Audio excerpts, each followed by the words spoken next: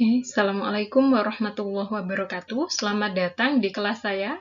Kali ini saya akan mengajar tentang kewirausahaan. Dalam presentasi ini ada dua hal yang saya sampaikan.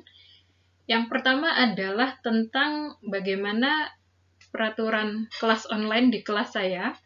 Dan yang kedua adalah tentang apa aja yang dibahas di mata kuliah ini. Well, kita langsung mulai pembahasan dari slide berikutnya. Kita mulai dari definisi online learning. Jadi kita sama-sama tahu ya kalau online learning adalah pembelajaran yang dilakukan di internet. Di slide ini kita lebih ngomongin apa sih dampaknya online learning dengan pembelajaran kita yang biasanya. Jadi selama di kampus biasanya itu kan kita belajar itu ngumpul di satu tempat, di satu kelas, terus mahasiswa juga bebas berinteraksi dengan mahasiswa lain. Jadi kalau misalnya ada penjelasan dari dosen yang agak susah buat ditangkap atau dosennya belibet ngomong atau kelewat atau kayak gimana, kalian itu masih bisa nanya ke teman-teman kalian. Sementara pas online learning ini kalian nggak ada di satu tempat sama teman-teman, jadi kadang nanya itu juga susah. Misalnya pas kalian online ternyata temennya offline, atau misalnya pas kalian melek temennya tidur, atau kadang-kadang kalau kita itu belajar sendirian, saya sendiri juga ngerasain sih kalau sendirian banget nggak ada temennya itu juga ada kalanya saya juga kurang semangat ngerjain tugas gitu. Terus yang kedua adalah pada umumnya kampus itu menyediakan infrastruktur berupa komputer. Di kampus kita ini kan ada lab game mekanik, ada lab studio game, dan juga ada lab komputer grafik. Itu kan biasanya kalian itu ngerjain tugas di situ gitu loh. Tapi selama pembelajaran online learning ini, lab-lab yang tadi saya sebutin itu jadi nggak bisa diakses. Akhirnya selama kalian ngerjain tugas, kalian itu sangat bergantung pada laptop kalian dan bergantung pada koneksi di rumah kalian sendiri. Yang kita sendiri tahu bahwa dari satu mahasiswa dengan mahasiswa yang lain itu spek komputernya itu nggak standar dan kecepatan internetnya itu beda-beda. Dua hal ini yang nantinya harus kita siasati biar pembelajaran online kita ini nanti berjalan dengan lancar. Nah, online learning ini dibagi menjadi dua. Yang pertama, synchronous learning. Yang kedua, asynchronous learning. Synchronous learning itu distant learning atau pembelajaran jarak jauh yang dosen sama mahasiswanya itu ketemu di waktu yang bersamaan, entah itu pakai Zoom, entah itu pakai Messenger, pakai Classroom atau apapun, tapi yang penting waktunya itu bersamaan. Biasanya mode sinkronos ini dosen menyampaikan materi atau tugas sekaligus memandu mahasiswa mengerjakan tugas tersebut. Yang kedua, mode asinkronos. Asinkronos itu dosen sama mahasiswa nggak bertemu di waktu yang bersamaan. Jadi sistemnya itu kayak di online course di Coursera gitu. Biasanya kalau di Coursera kan dosennya itu ninggalin materi gitu aja, terus kalian itu ngerjain tugas sesuai deadline-nya. Nanti kalau misalnya deadline-nya kelewat, ya udah kalian ngambil course yang periode berikutnya. Kelebihannya synchronous learning ini, biasanya kan kalau misalnya belajar bareng-bareng itu, misal mahasiswanya lebih siap, itu mereka klarifikasinya lebih gampang gitu loh, diskusinya itu saut-sautan. Kalian kebayangkan kalau misalnya kita di grup chat, kalau misalnya orangnya itu online-nya nggak barengan, itu kan pemanasan chattingnya itu lama. Sementara kalau synchronous learning ini, karena orangnya online barengan, kalau misalnya aktif semua, itu diskusinya itu akan lebih banyak input yang didapat. Sementara kalau asynchronous learning, itu sisi plusnya dia di fleksibel di deadline. Cuman kadang fleksibilitas deadline ini bisa jadi bumerang sendiri. Kalau misalnya kuliah-kuliah lain juga ngasih tugas dan ternyata bobotnya juga besar-besar, akhirnya kadang ada juga tugas kuliah yang kelewat. Makanya di mata kuliah ini saya mungkin pakai mode sinkronos.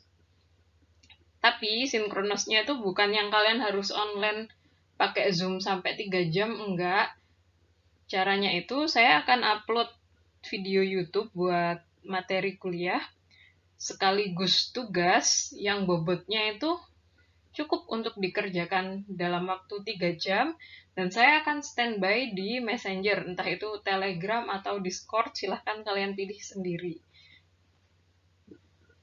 Sebelum ngobrolin sistem kuliah kita secara keseluruhan, sekarang saya juga akan mempresentasikan tentang elemen yang ada dalam online learning. Oke, sekarang kita ngomongin apa aja sih yang harus ada dalam online learning. Jadi, ada 5 hal yang harus kalian perhatikan pada online learning. Yang pertama adalah mahasiswa atau kalian sendiri. Yang kedua adalah fasilitator, saya, dosen. Terus yang ketiga adalah learning resource. Yang keempat adalah learning environment. Dan yang kelima adalah learning experience. Apa aja itu kita bahas di slide yang selanjutnya. Oke, kita mulai dari mahasiswa. Pada slide ini, saya akan membacakan hak dan kewajiban mahasiswa di kelas ini. Yang pertama, mahasiswa wajib menjalankan learning experience yang dirancang oleh fasilitator. Apa aja learning experience itu kita bahas pada slide berikutnya. Yang kedua, mahasiswa berhak bertanya apabila ada penjelasan yang tidak dapat dipahami. Sebenarnya penjelasan ini nggak sebatas dari materi yang saya berikan sih, bisa aja dari tugas, dari feedback tugas, atau misal kalian nemu bahan pembelajaran di luar yang mungkin bertentangan sama apa yang saya jelasin, atau kalian nggak ngerti tentang itu tapi masih ada kaitannya sama mata kuliah ini, silahkan ditanyakan gitu. Kalaupun saya nggak bisa jawab, kan mungkin ini jadi wawasan kita bersama, titik sulitnya di mana. Yang ketiga, kalian sangat berhak memberikan masukan agar proses pembelajaran dapat berjalan dengan lebih baik.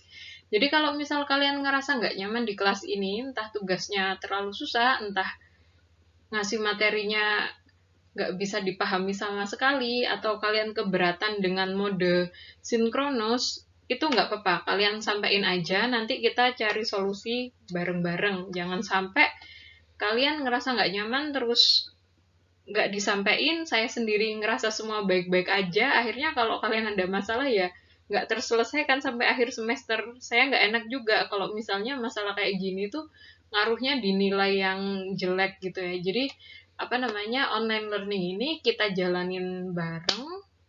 Kalau misal kalian ada kesulitan, sampaikan. Kalau misalnya nggak bisa ngumpulin tugas hari ini, sampaikan alasannya apa. Saya juga nggak langsung marah-marah atau langsung nolak tugas, enggak. Tapi kalau misalnya kalian nanti itu nggak ngumpulin sama sekali dan minggu depannya tetap nggak ada kabar, ya tugasnya saya anggap 0 gitu. Oke, kita berpindah ke fasilitator. Di kelas ini, fasilitator punya 4 kewajiban. Kewajiban yang pertama adalah merancang learning experience untuk mahasiswa. Kewajiban yang kedua adalah memberikan penilaian pada tugas, UAS, dan UTS. Kewajiban yang ketiga adalah memberikan feedback pada tugas mahasiswa. Dan kewajiban yang keempat adalah mengawal jalannya pembelajaran selama 1 semester. Hak mahasiswa yang lupa saya sebutkan pada slide sebelumnya adalah mendapatkan feedback dari tugas-tugasnya. Jadi, feedback untuk tugas itu penting, bisa kalian pelajari biar nantinya sewaktu UAS dan UTS itu nilai kalian bisa lebih bagus. Karena gimana pun saya pas bikin soal UAS dan UTS itu juga mungkin aja akan mirip-mirip dengan soal yang ada di tugas. Dan kalau misalnya selama berjalannya kelas saya agak lelet ngasih feedback ke kalian, kalian berhak menagih ke saya. Jadi nggak usah takut buat nagih. Kalau misalnya kalian ngerasa butuh feedback itu, silahkan japri ke saya atau ditagih di kelas juga nggak apa-apa. Jadi nggak usah ngerasa takut. Mungkin kalaupun saya nggak bisa ngerjain dengan cepet, ya saya bakal jawab, tunggu sampai saya selesai, tapi ya jangan sampai kalian takut gitu aja. Oke, kita lanjut ke learning resource. Jadi kalau kalian ngelihat video ini terus ngerasa intonasi saya naik turun, sorry.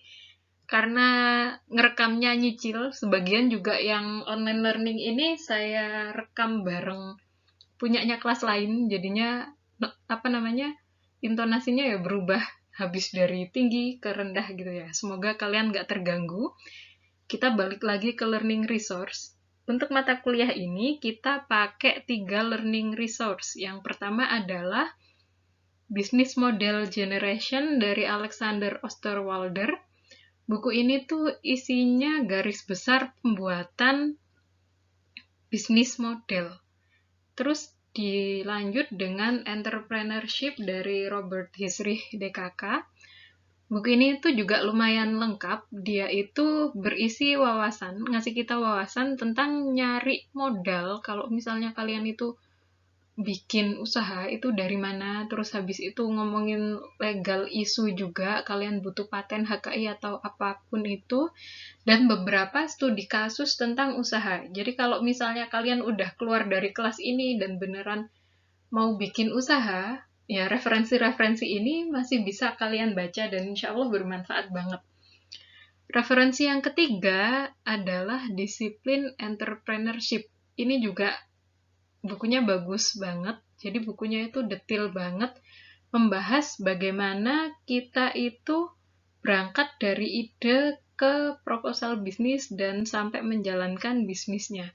Jadi kalau kita itu punya ide bisnis kan perlu validasi ide, perlu perancangan produknya seperti apa. Nah, buku ini tuh cocok banget kalau kalian pengen belajar tentang detail pembuatan produk, monetisasi, marketing, dan seterusnya. Itu kita lanjut ke slide selanjutnya. Slide ini tentang learning environment, yaitu tentang apa sih yang harus kalian siapkan biar kalian itu bisa belajar di kelas ini dengan nyaman. Yang pertama kalian siapkan jelas Microsoft Word dan PowerPoint, karena di mata kuliah ini nanti kita itu belajar bikin bisnis model, jadi akan banyak presentasi dan mungkin aja kalian itu nanti saya suruh bikin proposal bisnis. Jadi 2 tools ini yang diperlukan. Habis itu yang kedua, kalian harus ikut Google Classroom. Google Classroom ini jelas untuk mengumpulkan tugas, terus saya juga ngasih backup dengan bikin akun OneDrive buat jaga-jaga kalau misalnya tugasnya kalian nanti itu ukurannya besar dan nggak muat di Google Classroom.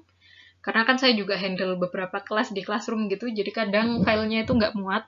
Makanya saya bikin OneDrive buat ngumpulin itu.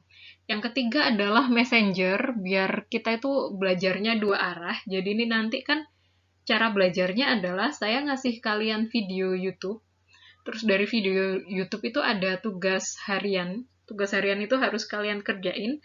Nah, saya itu mendampingi kalian dalam mengerjakan tugas harian. Kalian bisa tanya ke saya kalau misalnya nggak ngerti tentang tugasnya. Jadi selama mengerjakan itu saya akan mendampingi sampai tugasnya itu ya udah sampai waktu pengerjaan tugasnya itu habis dan kalian bisa mengumpulkan tugas tersebut gitu. Kita lanjut ke slide berikutnya. Slide ini tentang learning experience. Jadi saya pengen ngasih disclaimer, jangan sampai kalian itu menganggap bahwa proses belajar dalam perkuliahan yang utama adalah mahasiswa mendengarkan dosen. Enggak kayak gitu. Mahasiswa mendengarkan presentasi dari dosen itu cuman sebagian kecil dari keseluruhan proses belajar.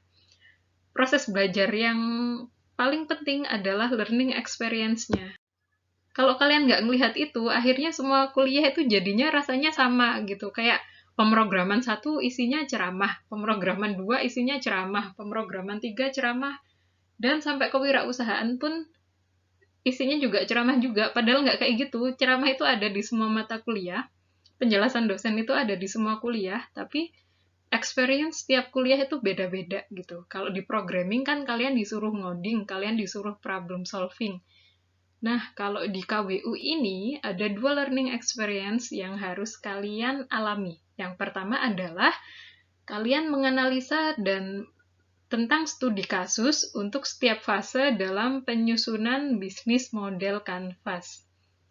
Terus yang kedua, kalian menyusun bisnis model kanvas. Nah, bisnis model kanvas itu apa aja sih? Itu dibahas di slide selanjutnya. Kita lihat di sini ya. Jadi ini daftar pembahasan sampai dari awal sampai selesai. Jadi pas selesai mata kuliah ini, kalian itu paham tentang bisnis model kanvas dan bisa membuat bisnis model kanvas tersebut. Nah, bisnis model Canvas itu cakupannya mulai dari customer segment sampai revenue stream. Kita bahas yang pertama adalah tentang customer segment. Customer segment itu ya buat nyari tahu customermu itu sebenarnya siapa aja gitu. Baru kita nyambung ke value proposition, habis itu kita ke customer relationship, habis itu kita nyambung ke channel. Jadi channel itu tentang bagaimana sih kamu itu nge-reach, gimana sih kamu itu bisa mencapai customer, bisa menghubungi customer, apakah lewat media sosial ataukah lewat apa namanya door to door atau seperti apa, itu nanti kita bahas. Bis itu ada yang namanya key activity, jadi usahamu itu sebenarnya aktivitas utamanya apa, proses produksinya bagaimana, itu kita bahas di sini. Lanjut ke key resource itu maksudnya sumber daya utama yang dibutuhkan dalam usahamu itu apa gitu. Kenapa ini perlu dibahas? Karena dengan mengetahui kebutuhan utama dalam usahamu, kamu bisa merumuskan yang ada di bab selanjutnya, yaitu cost structures atau struktur biaya dalam membuat usaha gitu. Jadi kan kalian kalau bikin usaha itu jelas ada ininya ya, jelas ada biayanya. Sekalipun kamu itu bikin usahanya pakai laptopnya lab, pakai komputernya lab, pakai internetnya lab, pakai lab juga semuanya, sak listrik-listriknya, itu juga tetap harus ada cost yang dihitung, cost tenagamu, cost komputer, dan yang lain sebagainya, itu nanti masuk di situ. Selanjutnya, kita masuk ke revenue stream, atau tentang bahasa umumnya itu monetisasi, dari mana uangnya datang, dan bagaimana memodelkan harga, seperti apa. Nah, itu nanti garis besarnya akan dibahas di mata kuliah ini. Ya memang nggak akan dalam banget semuanya, soalnya kan ini juga cuma 1 semester gitu, nggak bakal cukup waktunya, tapi paling tidak kalian ada gambaran gitu loh, kalau misalnya mau bikin usaha itu yang harus dilakukan itu apa gitu. Jadi jangan sampai ya ngaco banget ya. Kekurangannya anak teknik itu kadang kayak gitu gitu loh. Jadi mereka itu punya project bagus, punya produk bagus, tapi nggak tahu dijual kemana, nggak tahu customernya siapa gitu. Jadi tiap saya bina PKM, kalau misal ada yang ngajukan PKMK, itu dari zaman dulu sampai sekarang itu masih ada loh yang apa namanya, nulis marketingnya tuh dari mulut ke mulut, pakai brosur, pakai selebaran, itu aduh kuno banget gitu ya. Makanya kita bahas di sini gimana caranya. Sekian untuk slide ini. Kayaknya slide selanjutnya juga udah ucapan terima kasih ya. Kita cek dulu. Enggak, ternyata slide selanjutnya adalah slide ini, bobot penilaian. Nilainya saya ambil dari tugas harian, UTS, dan UAS. Tugas harian itu bobotnya 50%, UTS itu 25%, UAS 25% gitu. Jadi kalian nanti pas ngerjakan tugas harian itu banyak nanya ya, silahkan nanya. Kalau nggak nanya nanti eman ilmunya nggak dapet. Saya juga sebenarnya bukan sekedar masalah salah atau bener sih, enggak. Tapi ya tolonglah interaktif nanya gitu, biar tahu apa namanya ilmunya, kayak gitu. Uh, Oke, kita sampai pada slide terima kasih beneran ya. Jadi terima kasih sudah menyimak mata kuliah ini. Siapkan untuk minggu depan. Jadi akan ada tugas pada jam kuliah sampai selesai. Nanti kita kerjakannya sambil diskusi di grup. Jadi kalau misalnya kalian di grup itu silent, nggak nanya apapun, ya saya anggap sudah ngerti. Jadi kalau misalnya nggak nanya, terus ternyata hasilnya jelek, ya saya kasih nilai jelek, karena ya salah sendiri, nggak ngerti, tapi nggak nanya gitu ya. Saya tutup, terima kasih. Assalamualaikum warahmatullahi wabarakatuh.